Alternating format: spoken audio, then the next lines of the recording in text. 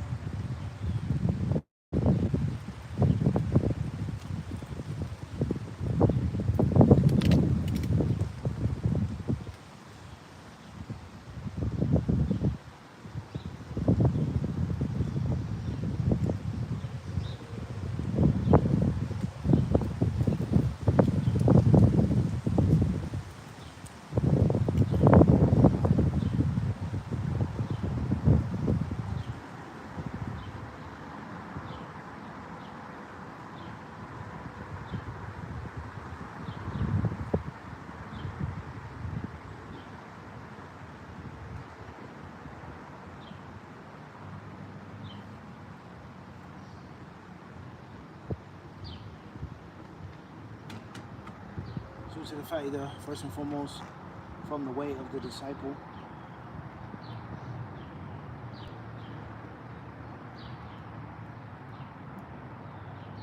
And that fa'idah is coming from page number 21.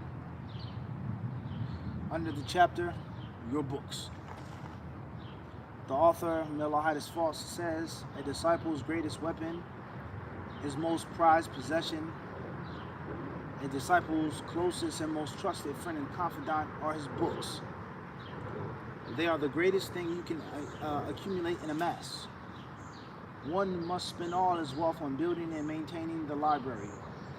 Mother books, staple titles, rare collections, and works out of print on mahogany shelves, teak drawers, jacaranda tables, etc.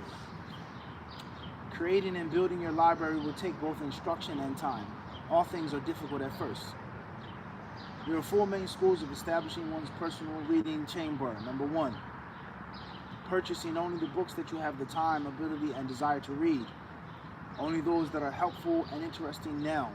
In layman terms, need a book, buy a book, and there you go. Number two, buying the mainstay work in each genre. Once you have at least one staple work for each section, you move on to the next level, so on and so forth. Number three, purchasing the easiest and simplest books in each genre and then gradually moving up in the classical or to the classical mainstays. Number four, focusing on one genre at a time until one has brought most, if not all, major and minor works of the genre, then moving on to the next section. You must read for hours every day. You and your books must become one. You must read because you must, because you want to, because one book opens the door to 1,000 other books. One without something in your hand to read, you don't experience pain. Like a fish out of the water, you need to find another profession. Study this. The greater the diversity you have in your reading, the sharper your mind will become. The more thorough your comprehension, the easier it will be to deduce and extract the secret benefits from your chosen field of study. This ability does not come easily. Study hard. Never fall asleep at night before reading. As soon as you have finished your adhkar, turn on your book light, fall asleep. Keep your book beneath your pillow. Upon waking up and reciting the appropriate supplications, recommence your reading. Indeed, this is a part of thanking Allah for returning to your soul. Bookmarks, highlighters, and sticky notes are all useful. In a separate book or notebook, write down the fawaid which interests you the most. Underline that which you have a problem understanding. Jot down ideas, explanatory notes, but never write the English definition of unknown vocabulary words. One must force himself to memorize those, bravery as a must. Learn how to summarize a book, condense it, record the typos and printing errors, place in the margins and borders for your own benefits and commentary. Upon buying a new book, the tradition is to record the time, place, and location of purchase, read the entire introduction, peruse through the entire table of contents, skim through the entire book.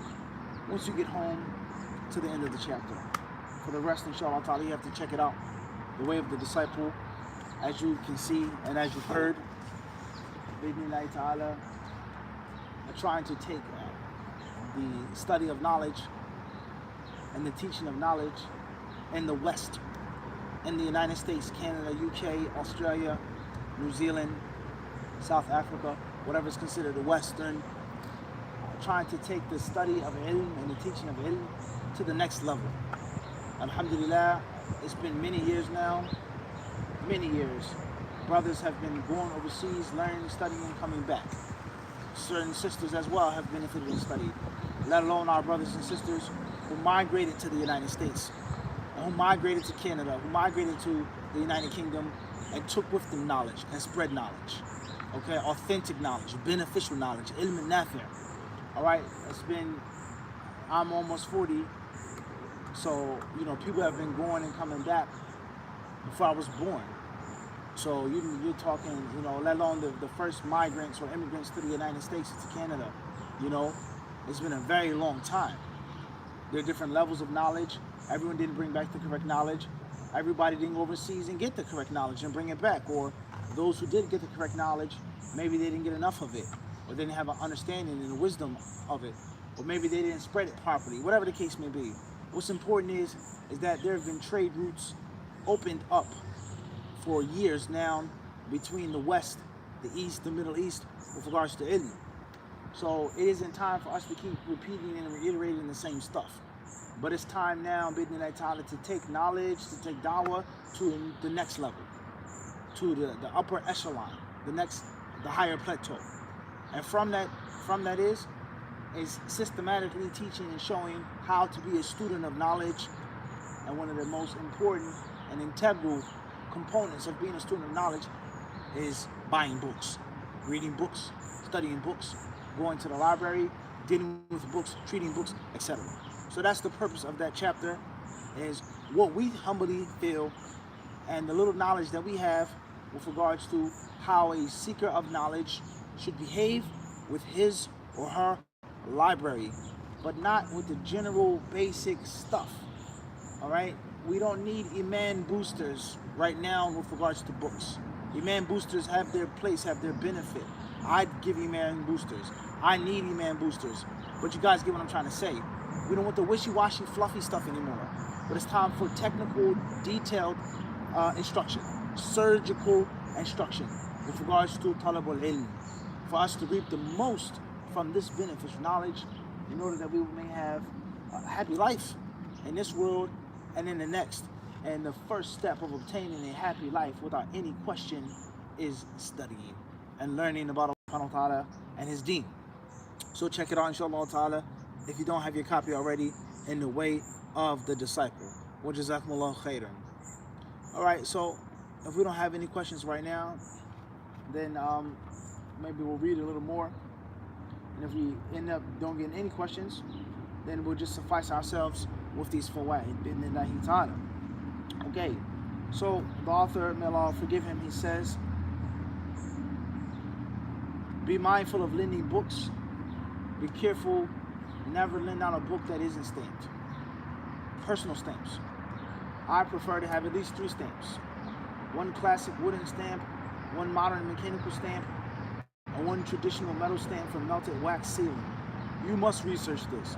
The contents of the stamp should include your kunya, my name, first name, last name, a description of your country. 5, something meaningful and symbolic, whether it be a glorious Quranic verse, an honorable prophetic hadith, a wise quote, or traditional slogan. There are countless styles for your stamps, endless variations of shapes and decoration, circular, square, rectangular, floral pattern shields, and decorative ovals. Any color ink will do. I personally prefer violet. You must find yourself. The public library should be your second home. Commercial bookstores your third. Use bookstores your first. You must develop a knack for good books and good authors, as well as hone and sharpen your natural ability to do so. Eventually you will polish these abilities, as is the case with all other aspects of seeking knowledge. Alright? So, a book stamp. How many of you right now have books in your library that aren't personalized? They don't have a stamp in them. One of my stamps. A beautiful, beautiful piece of art. And alhamdulillah, see the color, the purple. Alright. Next page, stamp. London, UK, Saturday, June 4th, 2022, UK edition. Shout out Mahmoud G, right? He tried to jack me for my book, but I wasn't going for it. This was when we first printed the book. Alhamdulillah, this book was first printed and released in the United Kingdom. And shout out to all the disciples there in London. Alhamdulillah, it was Allah's will that our British brothers and sisters got the first swing, the first taste of the way of the disciple before it was released in the United States. So this was the original print and different variations of the print to this day. A second print with regards to some additions, let alone corrections or things that need to be fixed or enhanced, is on the way. Shout out to my man Liban, St. Louis. When he read the book, he said, "Where's the disciples' diet?" Nothing in this book speaks about the way of the disciple with regards to eating and drinking. He spoke about clothes, he spoke about sleep, he spoke about this, but he didn't speak about food and drink. Very important point. Great note that he brought to my attention, and that has been added to the second copyright, inshallah ta'ala. All right, so getting the stamp, using the stamp. What's the purpose of the stamp? Like I said, what purpose, what use does the stamp serve? One, is personalizing your book, and it's helping you forge a greater relationship and becoming one with your books more. Two, having a book stamp prevents people from stealing and taking your book. Okay, if somebody's willing to take a book and cut it out on both pages, that's one thing. All right, there's not much you can do about that, but the chances of that versus somebody having your book, there's no stamp inside, it's naked, and then someone say, "Oh, that's not your book, that's my book." Or you're forgetting, and your book being left in a place, or your book's being left in a place for some time, and they have no stamps, and someone just claiming those books for themselves. Let alone the fact that even if the books do trade hands, books are passed, books are traded, books are inherited, brothers have to leave and to go home. I couldn't afford to ship my books got lost. Stuff happens, the dunya, right? This is the world, and there are troubles in it. At least when they see your stamp, they'll know it was yours. Maybe remember you. Maybe make dua for you. Maybe give sadaqah from their book on your behalf, right? And perhaps you may inspire them when they see your name in the book, like, "Oh man, dang, okay, he was on there like that back then," so on and so forth. So there are many advantages of stamping your book. And as we said, there are different styles of using the stamp, creating the stamp, depending on your personality, depending on your flex and on your flow, what you into, what you like. You're an old school type of guy, you're a modern type of person, you're a hybrid type of person, a little bit of east, a little bit of west, a little bit of old, a little bit of new. Labas. Your favorite color, blue, green, purple, violet, orange. I've seen all types of stamps with all types of colors from different brothers and sisters. A plain old black, plain simple salt and pepper type of person. Well, heck of that, right? Wallahu ta'ala alam. Khairan inshallah ta'ala. Barakallahu fikum. Mahmoud G from Atlanta, Georgia. Will we get a part 2 of The Way of the Disciple? Definitely, be in the night ta'ala.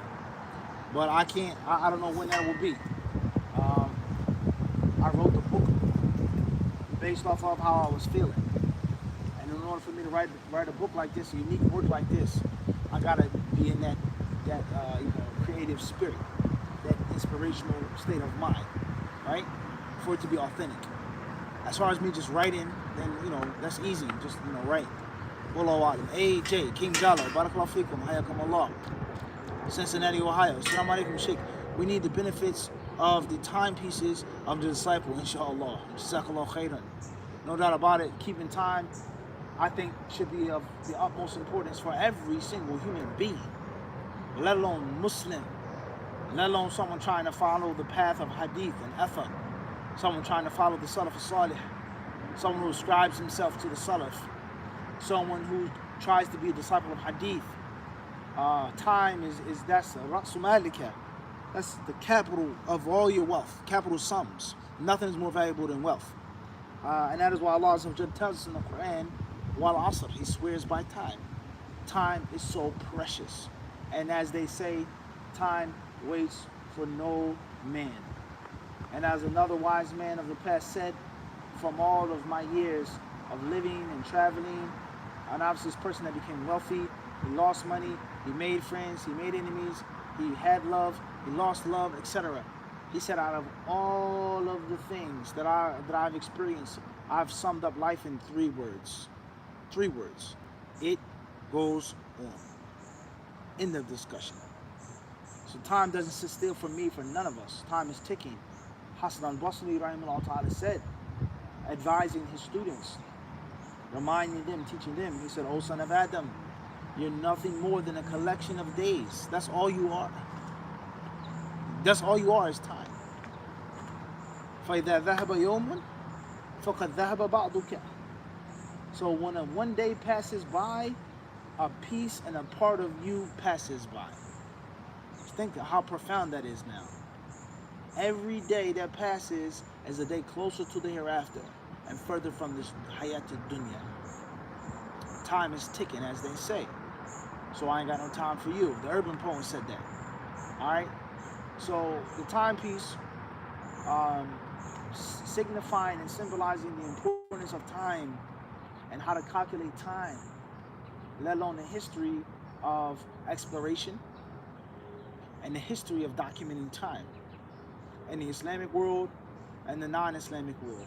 Very, very, very interesting discussion of how people got to what we have today, time. GMT, Greenwich Mean Time. One part of the earth, one place in the world signifies or it dominates the time of the rest of the world. All right, Switzerland, Swiss movement, accuracy, right? The stars, constellations, the planets, longitude, latitude, the Age of Enlightenment, the British Navy, right? Spain and Portugal, France, okay? The great kingdoms of West Africa, right? Mansa Musa, so on and so forth, all right? The Turkish Muslims, right? And the list goes on and on and on and on with regards to exploration and who got to America or the New World first. The Atlantic Ocean, the Pacific Ocean, longitude, latitude, right? The challenges of those first explorers with regards to accurately keeping time and how there are many different terms and words that are in use to this very day that come from the ancient methods, such as nautical knots. This boat is traveling at 20 knots, 40 knots. What's meant by a knot? Why do they call it a knot? Right? The ropes and the different knots that they would have, and they would calculate how deep the water is and how fast they're traveling, so on and so forth. And what Allah allowed man to learn, and then Allah He told us that He took us, that He took us from the bellies of our mothers. You knew nothing. Alright? Verse after verse, Allah talks about how Allah taught man. So time is profound. Where it came from, how people kept time, why people were keeping time, so on and so forth. So, in the way of the disciple, no doubt you have to have a quality timepiece. Whether it's a pocket watch, whether it's a wristwatch, whether it's your phone, whatever you have, make sure that you're aware of time. And of course, like anything else, a weapon, it suits the purpose of defending yourself or going on the offensive for others, but it's also stylish, a fashion statement. It's also a cultural norm. So how you like to, wear your timepiece, with the vest, the pocket watch, silver or gold. Is it permissible for a man to have a gold pocket watch? It's a discussion. A wristwatch with a link, a leather band, right? Digital, analog, day and date, so on and so forth. What's important is that you're mindful of time. But at the same time, Abu Bakr, from the way of the disciple, is never to allow time to distract you. And time can distract you. And what I mean by that is, if you're playing a basketball game and you got 15 seconds, 20 seconds left in the fourth quarter, you need a three-pointer. Instead of you worrying and focusing on the 20 seconds, sweating, shivering, shaking, nervous, I have more than enough time to make from one end of the court to the next. All I gotta do is move the ball, don't turn the ball over, don't make a foul on the other team, whatever the case may be, get close enough, make the shot. Be patient. 20 seconds is a world of time if you're a good player, a good team, to make a shot. Three-pointer, two-pointer with the foul, whatever the case may be. There's no need to rush and panic and make a horrible mistake. So sometimes time, if it's misused, it can cause a person to make a mistake and a person can panic. Alright? Or sometimes time can distract you. You just keep looking at the clock, worrying, oh man, I only got an hour left. I only got an hour left. I only got an hour left to finish this khutbah. I only got an hour left. Don't put down the clock. Just do whatever you need to do to prepare for your khutbah. That's it. Alright? So the timepiece should never be too distracting. It shouldn't be too overwhelming. And of course, there's an etiquette of timepieces, whether it be a pocket watch or whether it be a wristwatch. Just like there's a history behind a wristwatch. Obviously coming from World War I, when different soldiers in the trenches had belt watches. And they came up with the idea of, why keep it on the belt when we can strap it to our wrists? From there on came the idea of the wristwatch, from that horrible chapter in human history, the Great War, World War I, the war of the trenches. Just like other things came from different ideas and needs and wants. Imam Shafi'i rahimahullah ta'ala said that al-waqtu kas-sayf, time is like a sword. إِلَّمْ تَقْطَعْهُ قَطَعَكَ, if you don't cut it, it will cut you. This statement, the first time I came across it was my late father, may Allah have mercy upon his soul. He told me this statement when I was a very young man.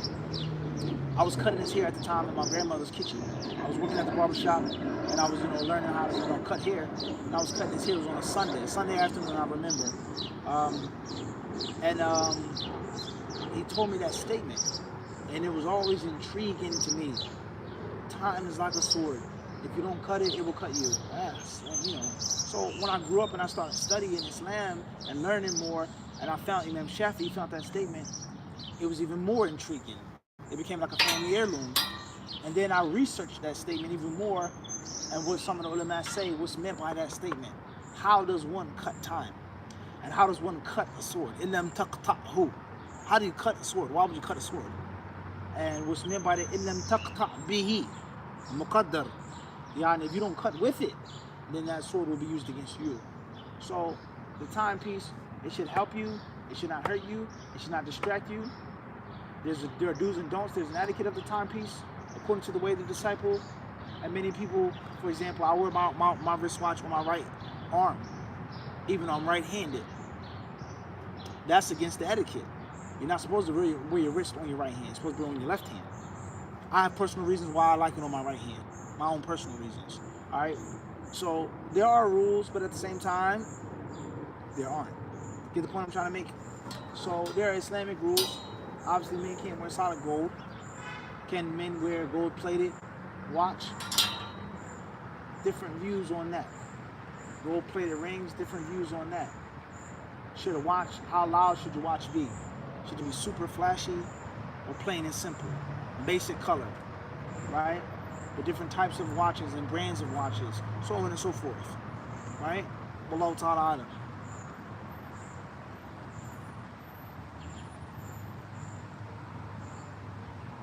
Hopefully that's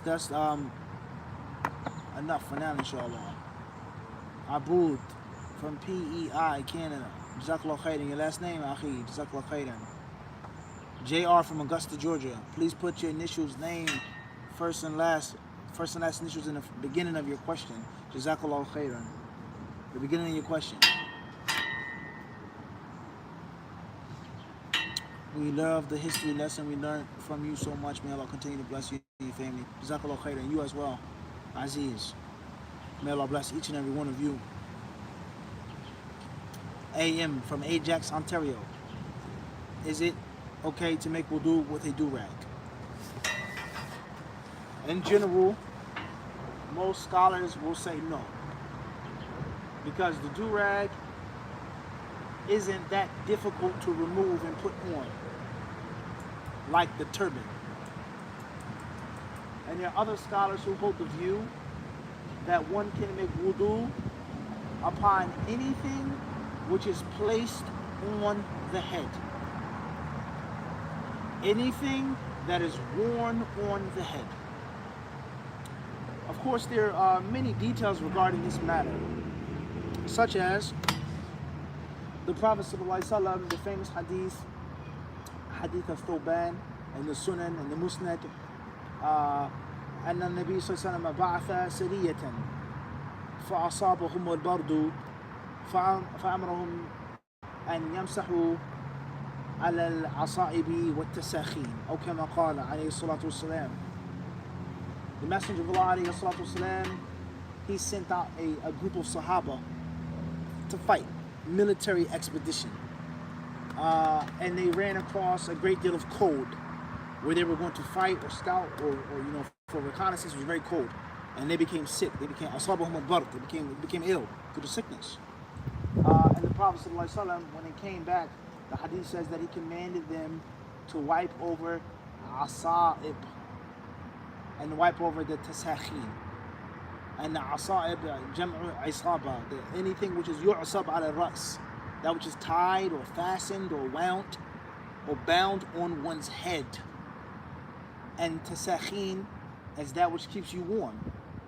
So, from one aspect, a do-rag, for sure, you wrap it on your head. And for sure, it can keep you warm or keep you cool. If you're trying to get waves or you want to go to sleep or you're playing basketball, whatever is the urban culture for wearing a do-rag. It may be difficult to take it off and remove, let alone if you got something on your hair. Similar to a turban, an urban turban, like a khimar, so on and so forth. And of course, many people say, no, you can't say that, you can only wipe over such and such. But if you want to get technical, if you read the kalam, the speech of the scholars, the fuqaha, the traditional schools, you'll find them differing greatly on wiping over turbans. And what people call a turban today is not necessarily a turban that those schools have allowed. Okay, many scholars of Islam, they put conditions on a turban that is allowed to wipe over, such as, first and foremost, the turban has to be an Arabian turban. It has to be the turbans that were used and worn by the Arabs. And obviously there are many different cultures, people in India, people in Africa, people around the world, they wear different styles of headdress known as turbans. Wow. Some with tails, some without tails. Some short, some long, some wrapped around the ears, etc. Alright, the turban having a tail, okay, the turban being muhannaka, under one's throat. Alright, there are many different conditions that are placed. And many turbans that people wear today don't fulfill those conditions. So one may conclude and one may walk away by saying that it goes back to the culture of the people, and it goes back to if it's a difficulty and a hardship for a person to remove it and take it off their head. So for argument's sake, to be on the safe side, take it off, wipe over your head. But for argument's sake, some may believe and hold the view that you can. You can wipe over a khimar, you can wipe over a turban, and some scholars, as we've said, anything which is worn on one's head. And there are athar to prove that. Away from the hadith that I just quoted, there are other athar to prove that, with regards to what some of the salaf used to do concerning wiping over articles of headdress. Wallahu ta'ala a'lam. BS from Cairo, Egypt. What is your advice for someone who's about to get married in 1 month? Alhamdulillah, I congratulate you. And my advice would be, make a lot of dua. If you already haven't, make a lot of dua. Ask Allah to protect you. Ask Allah to guide you. And ask Allah to give you the success. Make sure that you're clear with your potential spouse, or your goals, and your expectations, your wants, your needs, your likes, and your dislikes. Make sure that you're crystal clear. And I think that before you get married, it's like a show, it's like a performance. Rehearsal. On graduation, you gotta rehearse. Rehearse until the movements are natural and known. Keep rehearsing. And at the same time, no matter how much you rehearse, something can go wrong, something could happen, let alone the natural raw element of performing live. So make sure that you go over that stuff over and over again. You spoke to the sister or you spoke to the brother. What type of food do you like eating? Do you want me to cook or do you want to cook? Go over it again. You sure? Over again. How do you want me to dress if it's a sister or a brother? Go over it again. What are your values? What do you think about this? What are your thoughts on going back to America? What are your thoughts on staying in Egypt? What are your thoughts on such and such? Go over, rehearse it, communicate over and over again until the partner gets tired. You asked me that question already. We talked about that. I know, but I'm going to keep rehearsing. That way, inshallah ta'ala, you minimize a surprise or rude awakening when you get married, right? Also, prepare yourself mentally. Being married takes a type and a level of maturity. It takes a level of financial stability. Okay? It takes a level of knowledge. The basics of what to do when you're married. How to be with your wife, how to be with your husband, so on and so forth. And last but not least, I would say, try your best to brush up and to touch up any flaw or crack or whatever that you have in your frame, in your system. I'm learning this one last skill right now. So, for example, a brother, he says he's about to get married, and his wife, she thinks and she feels that it's romantic for him to cook for her. She likes a man to cook for her every now and then. All right, no problem. You're not the greatest cook, or you're a good cook, but her favorite dish you don't know how to make yet. Getting married in a month, finish that last piece, right? Tighten up whatever you can within that month, and a month is a long period of time. And last but not least, put your trust in the law. Put your trust in Allah subhanahu wa ta'ala, inshallah. Wallahu a'lam.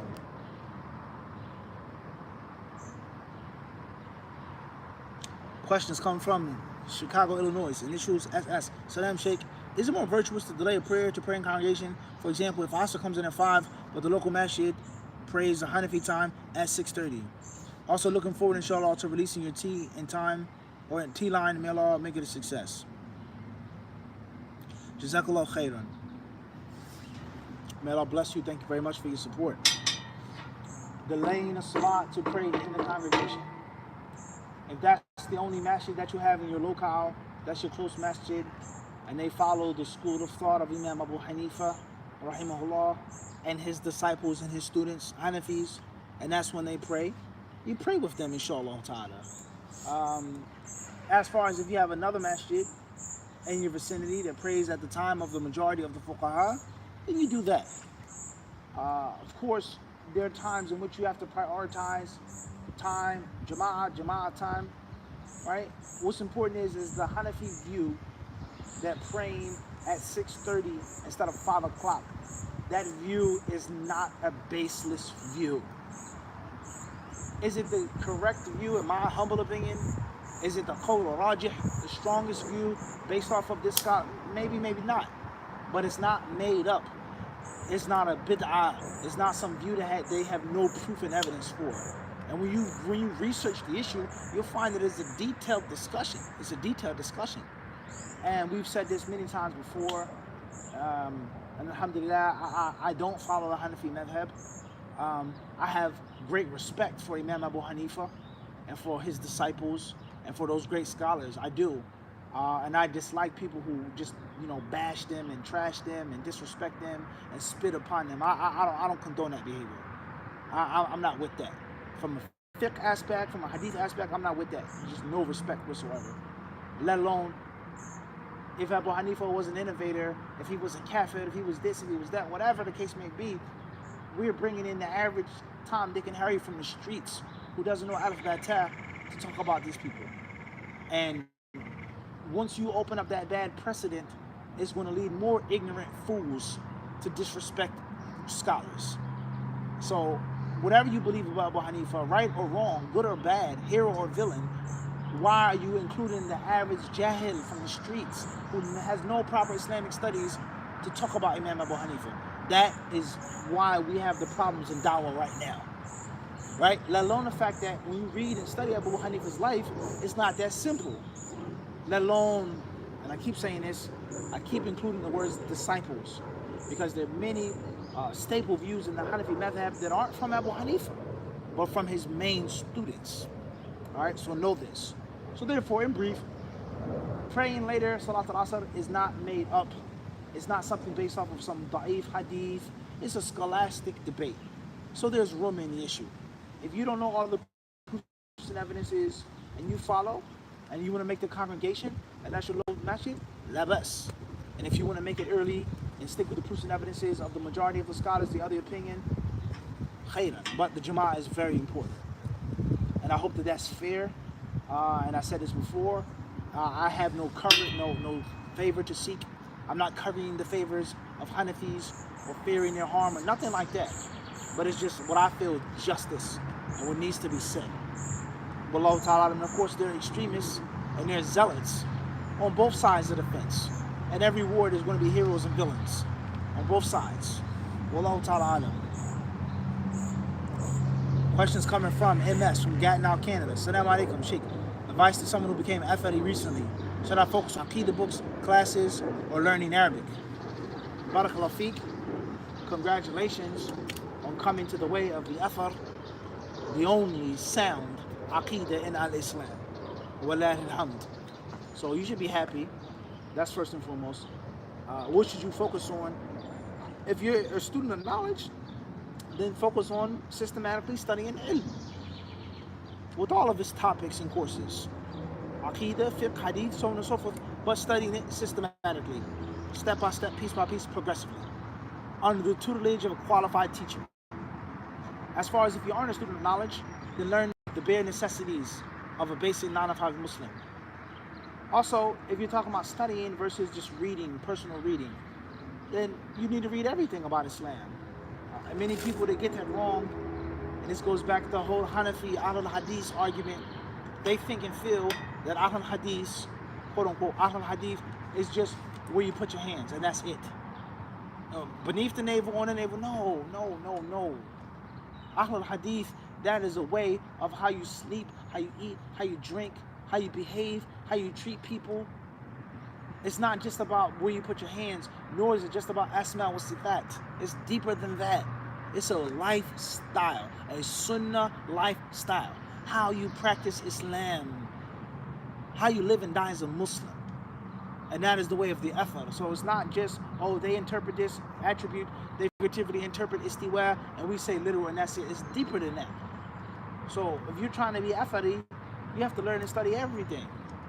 Tafsir of the Quran, the fiqh, the hadith, the seerah, the akhlaq, the ibadah, etc. Understood? And as far as that which specifically pertains to one's aqidah and leaving off those other aqidahs which are not the correct aqidah of Islam, they are not the original way of Islam, then yes, for sure you need to focus on your aqidah. I would advise you to ponder the Quran and to read the classical interpretations of the Quran, the classical tafsir. And then you'll really see what the Sahaba and the Salaf and what the early Imams said about the Quran and said about Allah's speech and said about Allah's names and attributes. And from time to time, there's nothing wrong with you systematically studying the books of the later scholars who follow the tradition of the Athar, whether that's Shaykh al-Islam ibn Taymiyyah rahimahullah or others. And if I could advise you with any book off the top of my head, it would be a very slept on book. Unfortunately, a book many people don't talk about enough. They don't speak about it enough. And it is a book which is called Ijtima' al-Juyush al-Islamiyya. Okay? Ala al-Mu'attilat al-Jahmiyya. Ijtima' al-Juyush al-Islamiyya. The gathering of the Islamic armies upon the Jahmites and their followers and those who follow that way.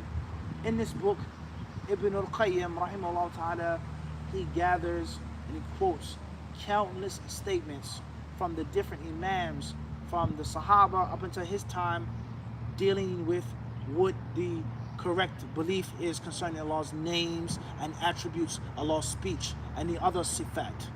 And that no way impossible was this way or that way, Ash'ari, Maturidi, whatever name or title is given, it's impossible.